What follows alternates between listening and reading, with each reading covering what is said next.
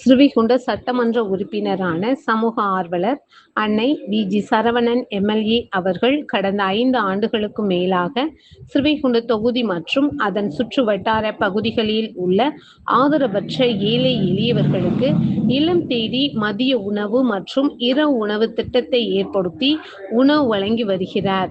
இந்நிலையில் தமிழக வெற்றிக் கழகத்தின் ஐம்பெரும் கொள்கை தலைவர்களுள் ஒருவரான சமூக ஆர்வலர் அஞ்சலை அம்மாளை கொள்கை தலைவராக அறிவித்ததன் ஈர்ப்பால் தமிழக வெற்றிக் கழகத்துடன் இணைந்து தமிழகத்தின் நிரந்தர முதல்வர் திரு சி. ஜோசப் விஜய் அவர்களின் ஆசியுடன் கழக பொதுச் செயலாளர் அண்ணன் புசியன் ஆனந்த் அவர்களின் வழிகாட்டுதலின்படியும் 2/7/2026 அன்று 1449வது நாளாக ஏரல், உண்டியலூர், ஸ்ரீவைகுண்டம், கோட்டைக்காடு, சிறுதொண்டநல்லூர் மற்றும் கீழமங்கலக்குறிச்சி அதன் சுற்று வட்டார பகுதிகளில் உள்ள 163 ஆதரவற்ற ஏழை எளியவர்களுக்கு தமிழக வெற்றிக் கழகம் தூத்துக்குடி மேற்கு மாவட்டம் ஸ்ரீவைகுண்ட சட்டமன்ற உறுப்பினரான சமூக ஆர்வலர் அன்னை வி.ஜி. சரவணன் எம்.எல்.ஏ. அவர்களின் சார்பில் மதிய உணவாக முட்டையுடன் கூடிய